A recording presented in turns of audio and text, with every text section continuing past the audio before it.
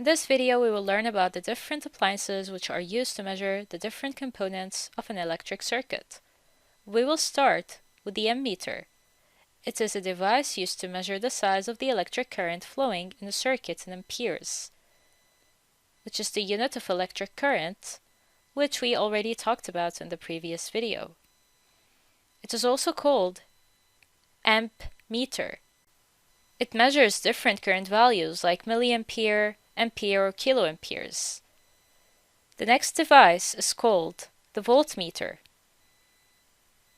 It is an instrument used for measuring electrical potential difference or voltage between 2 points in an electric circuit in volts. You can see how it looks like in the pictures. It measures the voltage in lamps, motors, or batteries in volts. Now this is how we connect an ammeter and a voltmeter in the circuit. The voltmeter is connected in parallel and the ammeter is connected in series. Lastly, we have the ohm meter.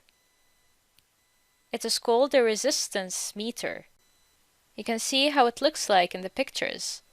It is an electrical instrument that measures electrical resistance.